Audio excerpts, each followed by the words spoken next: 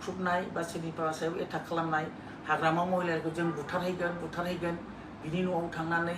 गेटखौ जोब्लानानै हाग्रामानि न'आवबो अन्थाइ खुबैगोन हामला खालामगोन बे घटनानि सायाव तदन्त जानाया मोजां तदन्त जानांगौ आरो बिनि सायाव एक्सन लानांगौ बिसार जानांगौ जिहेतु केसबो होबाय। थारैनो दायनिगिरिखौ साजा होमारगोन नामा? जाथायनि सायाव तदन्तआ सोलिमारगोन नामा? दिनैहाय बिना गयारि मेमनि खुगानिफ्राय रोखायै बेरखांनायखौ नुनो मोन्दों जे बिटिसि एसेम्बलि बुफायनायनि तदन्तआ सोलिनांगौ आरो दायनिगिरिया साजा मोननांगौनि। आरोबाव मैयायो बिटिसिनि CEM मानगोनां हाग्रामा महिलारिखौबो होननाय नुदोंमोन आङो मोनसे स्टेटमेन्टआव जे जाथायनि सायाव तदन्त सोलिगोन आरो दायनिगिरिखौ साजा होगोन होननानै। एबसुआ गावसोरनो दङमोन दिनै मा नुजादों दिपेन बर' बिथां एबसुनि आफादगिरि बिथां बे घटनानि सायाव तदन्त जानाया मोजां। गिबियाव बयखौबो खुलुमग्रोबाय आरो बड'लेण्डनि गासिबो रायजो राजानिसिम खुलुमनाय थाबाय। थांनाय 29 नभेम्बराव जे जाथाय जालांबाय बिटिसि सेक्रेटारियेट नङा एसेम्बलिखौ बुख्रुब-बुसि जालांबाय बेयोथ' जोबोद मुगैथाव आंनि मथे आरो बेखौ आं निन्दा खालामो गोख्रों रावजों निन्दा खालामो बेयो मोजां खामानि जायाखै। मानो होनोबा बे एसेम्बलिया मोनसे गोथार पबित्र सहर जायखौ होनो बे एसेम्बलियाव जिरायनानैनो रायजो राजाफोरनि गांनाय उखैनाय नांगौ सोरनो मा रोखोमनि बहा सोरखौ फसंनांगौ साख्रि होनांगौ होनाङा बेफोर गासिबो सावरायलायनानै थिरांथा लायो आरो बोसोराव जेसेबां फान्ड फैनांगौ बे फान्डफोरखौ बोरै बाहायगोन बेफोरखौबो माने काउन्सिलाव रायलायलायनानै बयबो भट हाउस बेवहाय गभर्नमेन्टबो थागोन सरकारनि मानसिबो थागोन आरो अपोजिसनबो थागोन रायलायलायनानै बेखौ थिग खालामो। बेखौनो बुख्रुबनायखौ नुनाया बेयो जोबोरै दुखुनांथाव जादों आरो बिदि जानाङामोन। आङो नुनायाव बेहाय बड'लेण्ड इउनिभार्सिटिनि स्टुडेन्टफोरनि नामखौ लाबाय थादों निउसाव नुदों। दा बड'लेण्ड इउनिभार्सिटिनि स्टुडेन्टफोरखौ सोर इन्स्टिगेट खालामखो बेखौ खुब साननांगौलगिया नुदों जादों। फारसेथिं बे जाथायखौ लानानै जेब्ला मिडियायाव बुंदों बयबो दिपेन बर' बिथांमोनहा एबसुनिफ्राय गोख्रोङै बुंदों जे बेखौ बिथांमोनहा मिथिया बिथांमोननियाव गैया होननानै बिथांमोनहा गोख्रोङै बुंदों आरो बिथांमोननि एजेन्डायाव गैयामोन होनदों। बेखौ स्टुडेन्टफ्रानो गावसोरनो आबेगिक भाबै इमसनजों फैनानै खालामनाय बाथ्राखौ बुंदों। नाथाय जोंनि नोजोराव एबसुनि फ्लेग लानानै एखेबारे मेन गेटनिफ्राय माखौबा होसोलांनानै दों खारनानै बै मोनसे गेटखौ बारहोहैलायनायखौ जों नुदों। जुदि एबसुआ बेवहाय आखाइ गैयामोनब्ला बे एबसुनि फ्लेगखौ बाहायनो सोर अर्डार होगोन? मोनसे आफादनि बा मोनसे दोलोनि फ्लेगखौ हाइकमेन्टनि बोसोन नङाब्ला बेखौ बाहायलाबायनो हाया। दा जुदि गावसोर गैयामोनब्ला बे फ्लेगखौ बाहायनायनि सायावबो दिनै जोङो एबसुखौ सोंखारिनाय बा दुखु फोरमायनायखौ जों नुवाखै। दा बेवहाय साननांगौ बाथ्रानि बेबो जादों एखेबारे माने हाग्रामा महिलारि सारखौ टारगेट खालामनानै बुंनाय स्लगान होनायफ्रा स्पष्ट भाबै नुजादों आरो सानफ्रोमबो जेरैबायदि मिडियायाव फैबाय थादों हयथ' स्पष्टखौ नुदों जे एखेबारे टारगेट खालामनाय जादों बे ओइदिनखालि खुद्रिनाया। मानो होनोबा जे समाव CC2नि नामाव ट्राइबेल संघनि आदित्य काख्लारि बिथां बा दुलाराय बर' फरायसा आफादजों लोगोआव थाफानाय जेसेबां संगठनबो दं बेवहाय थुनलाइ आफादबो दङ अल बड' उइमेन वेलफेयार फेडारेसन दं आब'बो दंखायो बिसोरनि ग्रुपआव बिथांमोनहाबो दङ। ओइदिनखालि रेलियाव गैया खिन्थु बेवहायथ' एबसुनि वार्कारफ्राथ' दङ बा UPPLनि वार्कारफ्राथ' दङ जों सिनायलायो बयखौबो। ओंखायनो जायनि थाखाय जोंहा साननो बाध्य जादों बेवहाय एबसु UPPL एखे होननाय बाथ्राया जोंहा बेवहायनो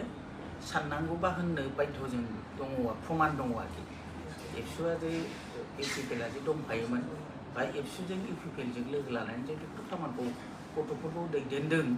बे स्पष्ट ओइदिनखालिनियाव नुजाथिदों। बेनि गेजेराव आं मोनसे सोंथि सोंबावगोन मोनद' हारिनो ST होनायाव जेबो हेंथा गैया थाखानाय मोन 14 STफोरनि जेबो खहा जायाब्ला होननानै हाग्रामा महिलारियाबो बुंदों प्लास एबसुनिफ्रायबो CC2निफ्रायबो बा मोनफ्रोम ट्राइबेल जातिनि आफाद गौथुमा बुंदों। नाथाय बेवहाय टारगेटआ हाग्रामा महिलारिखौ लानानैल' बे गाग्लोबनाय जाथायखौ नुनो मोनदों बे बेलायाव मा बुंगोन? बेखौनो बुंनो नागिरदों दिनै दुलाराय बर' फरायसा आफादा रोनगोरा नार्जारि बिथाङा जेब्ला प्रेसिडेन्ट दंमोन बेवहायनो आक्रा सुनि लिडारजों माबाफानानै जेबायदि बिथांमोना एनअसिखौ बा माने थाखानाय एसटिफ्रा खहा जायाजासेनो जुदि एसटि होयोबा मोनद' जाथिफोरनो हारिफोरनो एसटि होयोबा जोंहा बुंनांगौ गैया बे बाथ्राखौ सिगांनिफ्राय बुंबाय थादोंमोन। बिनि उनावहाय हाग्रामा महिलारि बिथाङाबो जेला गावनि सरकार दंमोन रोनगोरा नार्जारि बिथाङा होदों 2006आव हाग्रामा महिलारि बिथाङा होनदों 2016आव दा सिगाङाव सोरनिफ्राय फैदों दा बेफोरथ' खोथा जायाखै नैबे खोथाखौ जों बुजिनानै लादों आरो जेनेबा बयबो हारिया थांनानै थानायनि मोन्थाय दङ गाव गावनि अधिकारखौ बिनायनि बिख'नायनि संग्राम खालामनायनि सरकारनि खाथियाव गाबख'नायनि बयहाबो मोन्थाय दङ जोंबो बिदि होसिख्रावनानै गाबखांनानै जोङो दिनै बिटिसिखौ मोनदों दा बे बेलायाव बिथांमोनाबो मोन्थाय दङ दा बेखौ होनो हानाय होयो बे सरकारनि बाथ्रा कनस्टिटिउसननि बाथ्रा बेवहाय बादा होलायलायोब्ला गावजों गावनि गेजेराव मोनसे कमिउनेल बा भुल सानलायनाया फैगोन बेखौ नुहुरनानै हयथ' बयबो UPPLआनो जाथों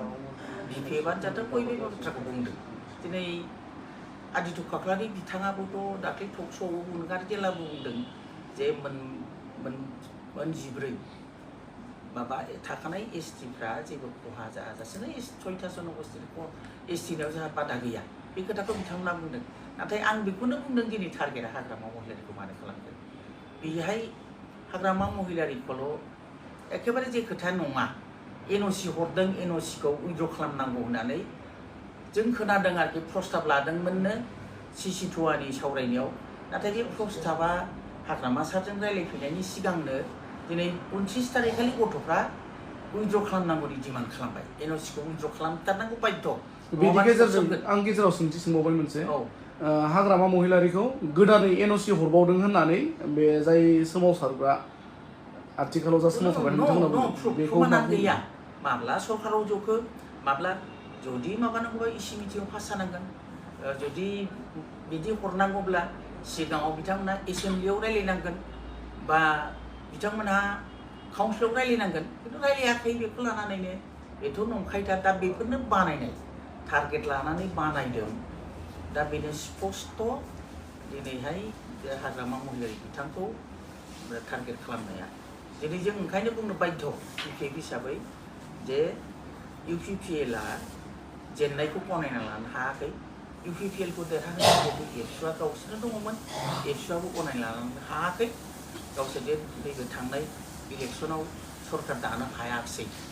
बेखौ गनायना लानो हायाखै दिनै जोंनि गथ'फोरखौ उसुथायदों दिनै मा नुजादों बिथांमोनखौ उसुथायनानै आरो बिल पास जाबाय होनना बुंदों जे समाव संग्रामा जादों 4टा 4:30 गेजेराव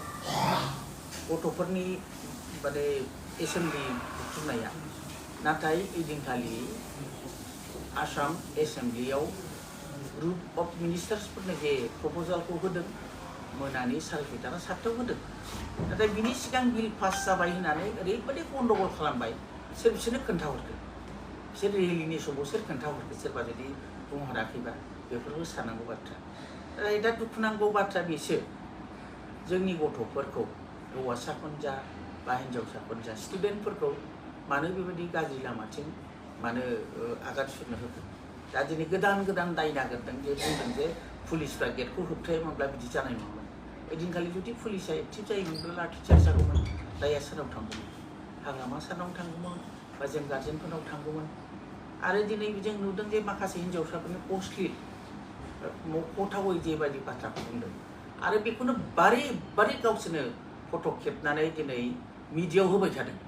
दिनै बिसोर बे गथ'फोरखौ टारगेट खालामनाय जादोंना जायाखै जे नै बिसोरनो जै होग्राफ्रा बे हिन्जावफ्रानो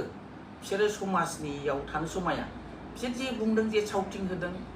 हाग्रामा सारखौ लानानै गाज्रि खोथा बुंदों बेखौनो आरो माखासे वान्स फर उसुथायदों आरो होनबाव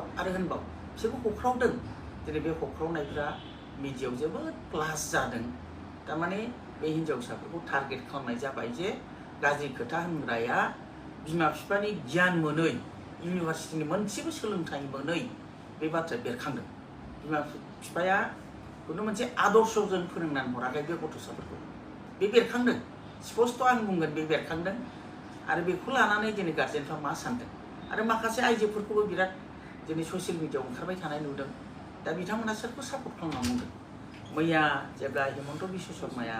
बाथ्राफोरखौ स्पष्ट बुंबाय गेजेरावबो प्रमद बर' सरि दिपेन बर' बिथां एबसुनि आफादगिरि बिथाङाबो बुंदों जे आं मबाइलजों फनाव टेलिफनिक बार्तायाव सीएमजों रायलायदों होमबा रायलायनो सोर रायलायखो सीएमजों रायलायदों ओरैबायदि जानाङा होननानै आं बुंदों फुंखि हरदोंना बिथाङा बुंबाय थादों मैया जेब्ला जोंनि आसामनि चिफ मिनिस्टार हिमन्त बिश्व शर्मा बिथाङा जेब्ला बाथ्राफोरखौ बेखेवना होबाय दा बेनि एन्सारखौ सोर होगोन सोरखौ कनभिन्स खालामगोन दिनैबो आरोबाव बिथांमोनहा आन्दलननि नामाव बेबायदि अयथासार खालामगोन नामा ओंखायनो आं जोबथारनो मोनसे लुबैदों बे घटनानि सायाव तदन्त जानाया मोजां तदन्त जानांगौ आरो बिनि सायाव एक्सन लानांगौ बिसार जानांगौ जिहेतु केसबो होबाय आं होनाखै जे गथ'फोरखौ बिराद गिदिर पानिशमेन्ट होनांगौ नाथाय भबिष्यताव जाहाथे रावबो दा खालामथों बेबायदि आरो बेबायदि मानसि न' बुख्रुबनाय बा सोरनिबा सायाव एटाक खालामनाय हाग्रामा महिलाखौ जों बुथारहैगोन बिनि न'आव थांनानै गेटखौ जोब्लानानै हाग्रामानि न'आवबो अन्थाइ खुबैगोन हामला खालामगोन बेफोर गिलु बालु मोनसे माने क्राइम बाथ्राफोरखौ जेरैबायदि बाहायदों आरो जेरैबायदि जोंनि एसेम्ब्लिखौ बुख्रुबदों बिनि सायाव तदन्त जानांगौ आरो पानिशमेन्टआ जानांगौ जायफोर खालामदों आं होनाखै जे स्टुडेन्टफोरनि सायाव गिदिरथार एक्सन लानांगौ नाथाय भुल खामानिखौ जुदि जों लायोब्ला गाबोन बिनि सायावबो जे मानसिफ्रा बिदि जानो हायो माथो होननानै जे एरनाय नङा आरो बिथांमोना बारे बारे नेपालनि बाथ्राखौ लानानै माने उसुथायबाय थादों आरो उदाहरनाव लाबोबाय थादों मानो नेपालनि खोथाखौ बाहाय गले गले लाबोदों सोर लाबोहोदों मानो नेपाल खालामनो नागिरदों जोंहा जेरै माने हाग्रामा महिलारि बिथांखौ जोलैनि हांगार होननानै एस्टाब्लिश खालामनो नागिरदों हाग्रामा महिलारिखौ बर'नि थै गैया होननो नागिरदों हाग्रामा महिलारि बिथाङा जुदि बर'नि थै गैयाबा 6 शिड्युल एकर्डखौ सोर खालामगोन बिटिसिखौ सोर लाबोगोन बर' रावखौ 8 शिड्युलाव सोर खालामगोन दिनै जाय गथ'फ्रा जे फरायसालियाव फरायनानै बेबायदि संग्राम खालामनो हादों बे इउनिभारसिटिखौ CITखौ कलेजफोरखौ सोर बानायखो हाग्रामा महिलारि बिथाङा जुदि बर'नि थै गैयाब्ला सोरनि थाखाय बेफोरखौ खालामदों दा जोंनि सायाव बेफोर प्रश्नआ फैदों ओंखायनो गार्जेनफ्राबो थिग थानांगौ सोर भुल मावदों भुलखौ सुद्रायनानै लानांगौ आरो मालायनि थुलुंगानायाव गावनि इयुनखौ धंस खालामनाङा बेबायदि धंसमुखिजों गावनि जिबना दाजाया थेंक इउ